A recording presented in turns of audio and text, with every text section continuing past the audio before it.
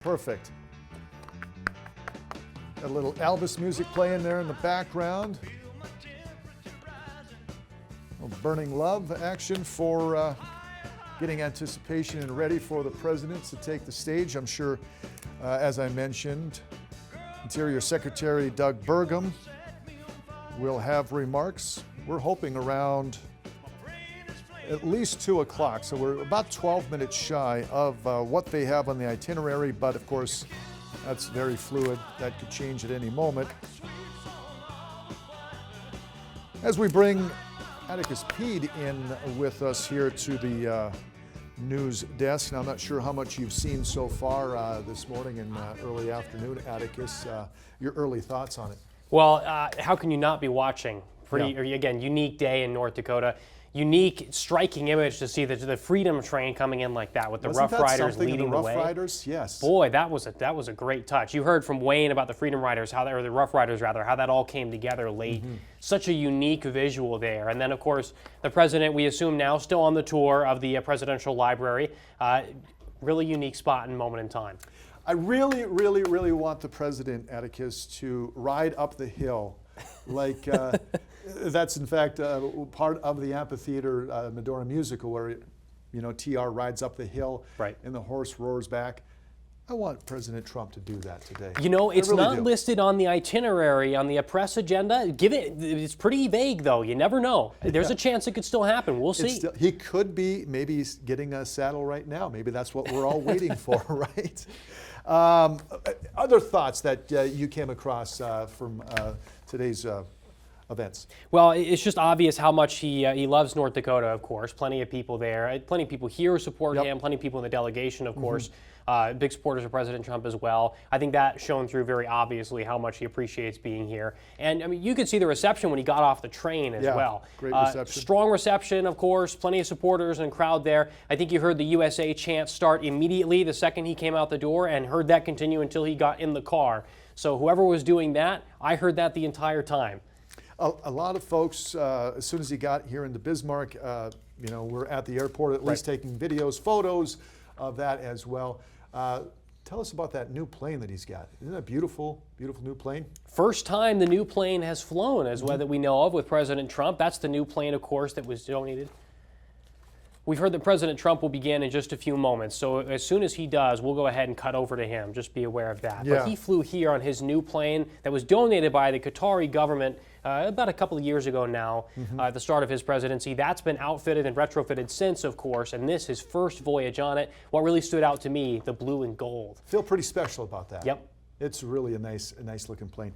A couple things we'll switch back to. As Atticus says, we'll catch the amphitheater live in just a few moments. But first, the Medora musical, Chateau de Moray, Pitchfork Fondue. If the president had 2 hours of free time, which one do you think he's going to do, Atticus? Well, you've already said the musical with the horse and everything. That's my choice. That's your choice? What would you think? Mine's going to be the Pitchfork Fondue. Pitchfork Fondue? I'd never heard of it before today, and that's going to be the first thing my family and I go do when we head out to Medora. It looks amazing. Take a delicious ribeye steak and you put it on the end of a pitchfork and you stick it in some hot oil and you fry it up and you put it on a plate and you eat it. I don't know how it gets more American than that. No, it is so good. I'm telling you now, believe me later. We talked to you. You haven't had a chance to visit Medora. That's something we need to put on your list. Right. TR's the ultimate outdoorsman.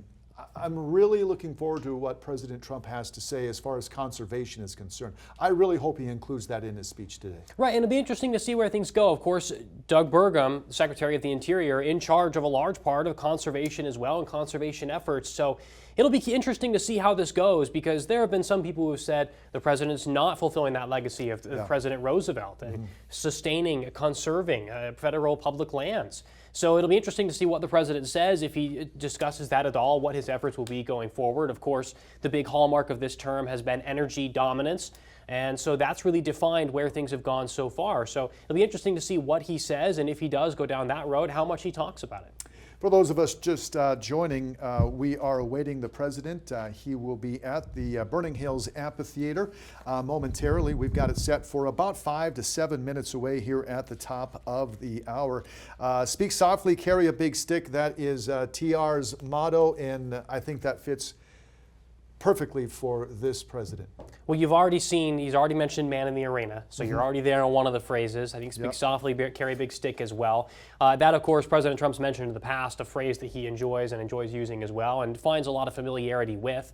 So, yeah, I think you'll see that mentioned a lot here with President Trump, both in his actions and words today. 2026 is an election year.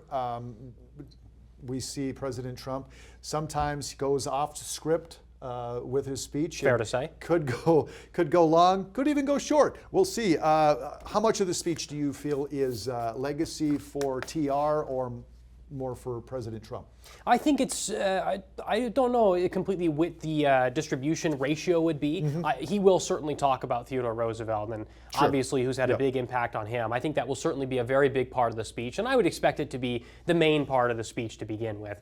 As things go on, like you said, this is a pivotal time for America, not just midterm elections, but what the president's trying to do. Plenty of things on his agenda that are very changing. Will attempt to bring a large amounts of change to the country, be it overseas or here as well. So I think there's plenty for him to talk about beyond just Theodore Roosevelt. And I imagine he'll find a way to tie in Theodore Roosevelt's legacy, what he stood for, and what that stands for today as well, and how he is attempting to further that legacy here. Of course, the president here at this presidential library, this, of course, is a very big deal to him. I think he'll make that a big focus of the speech. I sure hope so.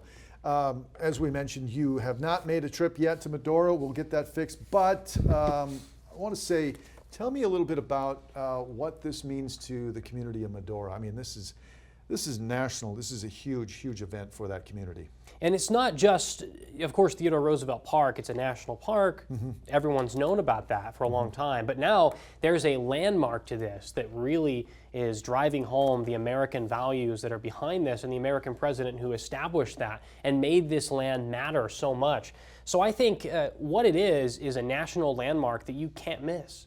There are, of course, many places in the country that I think people would determine as can't miss places, right? Be it national parks, be it museums, places, whatever it may be. This will be one of those. This is such a unique one that you just won't find anywhere nearby. And there's nothing nearby like it except for Mount Rushmore, really. Sure, yep. This marks President Trump's fourth official visit, 3 as a sitting, I think 1 as a candidate for president. That would essentially tie Theodore Roosevelt's cousin Franklin for 4 visits. Wow. Am I hearing? Oh, okay. I thought I was hearing. It is the.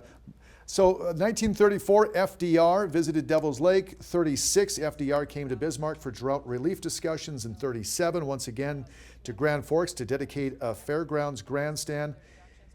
And then 42 to 44, he made several unpublicized visits to tour military facilities, and that's not a live look right now. That is a look back at a visit that he had 2017 at the Mandan Refinery, just a few blocks from my home, in fact. Wow. I live up there in that area.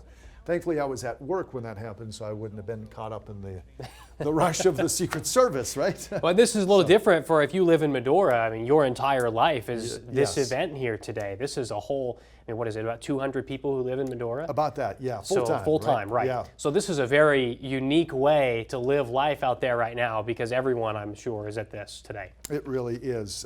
Again, we are awaiting President Trump.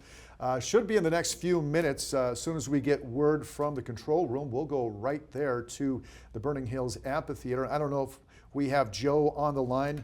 And okay, we're being told, let's go right to the stage right now.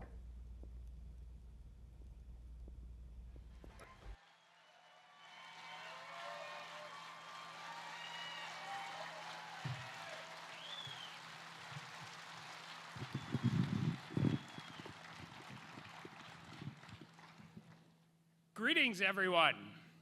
I hope you are all enjoying a beautiful North Dakota afternoon. To our returning friends, welcome. We are so happy to have you back in Medora.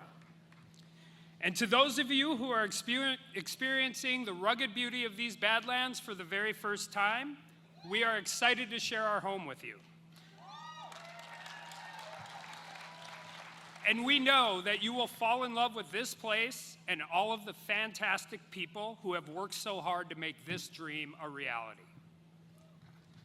Because I am certain of one thing, the Theodore Roosevelt Presidential Library has the most stunningly beautiful backyard of any library in history.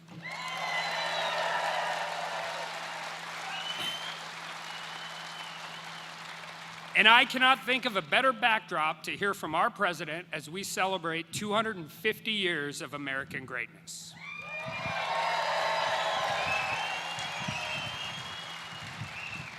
These Badlands and the ranchers who call this place home symbolize the rugged resilience that defines our state and this great nation.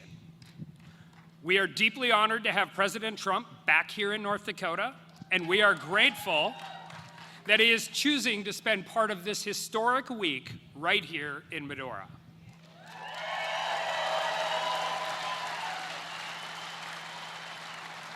This is President Trump's fourth time visiting our state, his third as president, and we are excited to welcome him back to commemorate our nation's birthday and to celebrate Roosevelt's enduring legacy of leadership, conservation, and citizenship.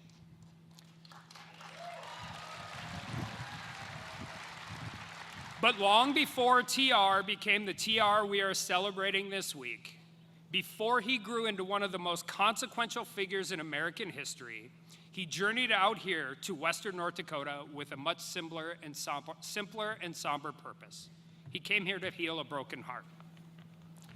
I want to start today by telling our North Dakota piece of the story of Theodore Roosevelt. Because if there's one thing we love as Americans, it's a great comeback story. I know President Trump does. Hell, he's living a pretty amazing comeback story himself right now.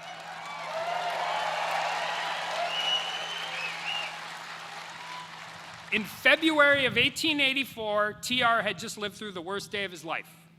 On the same day and in the same house, he had lost both his wife and mother. Unimaginable loss, soul-crushing heartbreak. As TR himself wrote, "The light has gone out of my life." Always direct, he drew a heavy X across the top of that page. Devastated, Roosevelt came west. He came to this place, not as a politician, but as a broken man trying to outrun unimaginable grief. Once here, he threw himself into the Western ethos. He started ranching, he branded cattle, he rode next to hard men who had no idea or interest in his lineage or his wealth. They were, however, highly skeptical of his dandy clothes and his round spectacles. But TR won them over, because these Badlands didn't just heal him, they remade him.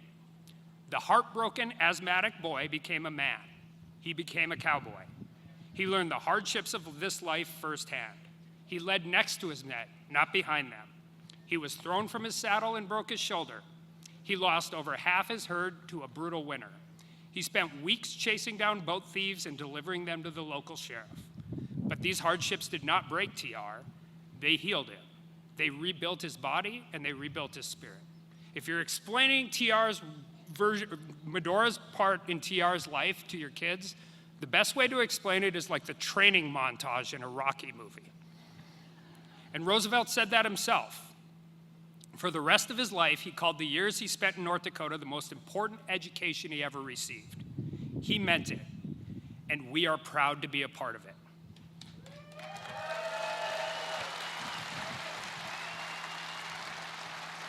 Because before the governor, before the vice president, before the president, before the national parks and monuments, before the Nobel Peace Prize, before the face carved into a mountain, there was a young man who had gotten absolutely knocked flat by life. He came to the Badlands and he got back up. That is a hero's journey. That is an American story. And right here in Western North Dakota, we are excited to tell it. People are going to come here from every corner of the world. And while here, they will come to understand TR the way North Dakotans always have. As a man beset by tragedy on the verge of greatness. That is why this place matters. Earlier today, President Trump dedicated the Theodore Roosevelt Presidential Library. Mr. President, you gave TR a home in our state, and we will not forget it. And the world is about to know Theodore Roosevelt a great deal better because of it. We have a lot to celebrate in these next few days. President Trump's visit, a presidential library dedication, a state's favorite adopted son, our nation's 250th birthday, all at once in this small town of Medora. We are up to the challenge as North Dakotans, as Americans. As Roosevelt himself once said on a speech on the 4th of July in 1886 in my hometown of Dickinson, North Dakota,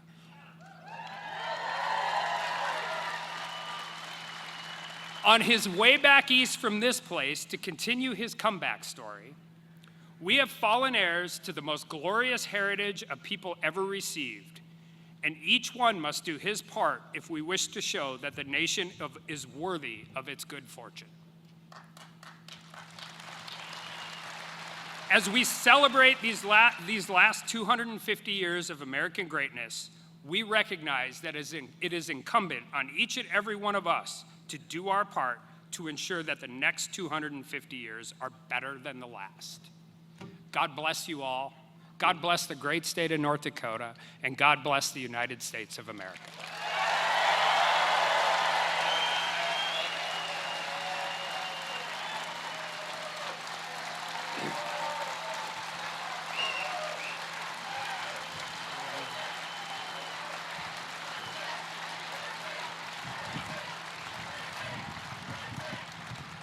It is now my great honor to introduce our next speaker, Acting Secretary of the Navy, Cao.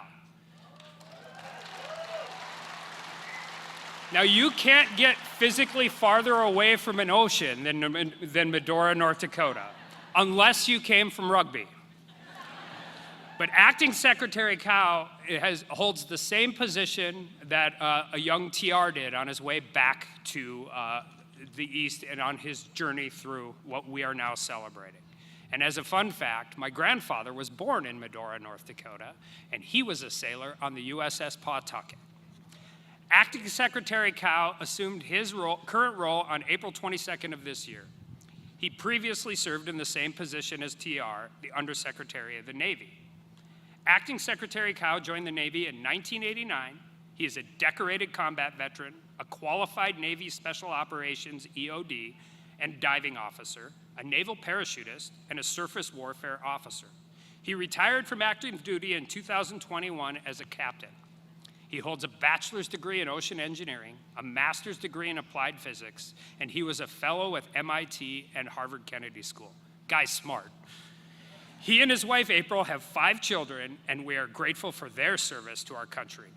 Please, everyone, give a warm North Dakota welcome to Acting Secretary Cao.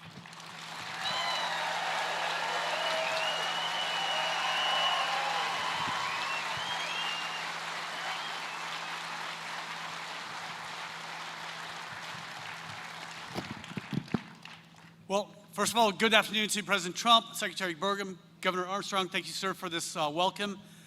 Distinguished guests, and most of all, the people of the great state of North Dakota.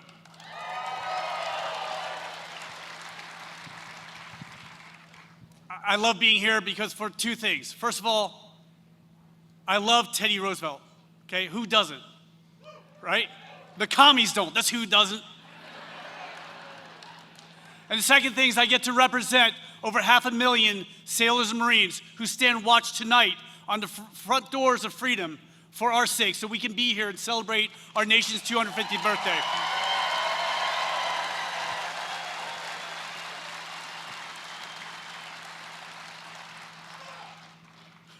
It is such an honor to speak today at the opening of the Theodore Roosevelt Presidential Library, a man who shared the same office as I once held, the office of Assistant Secretary of the Navy, which is now called the Undersecretary of the Navy.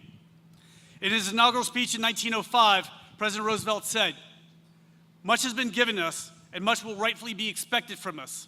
We have duties to others and duties to ourselves, and we can shirk neither."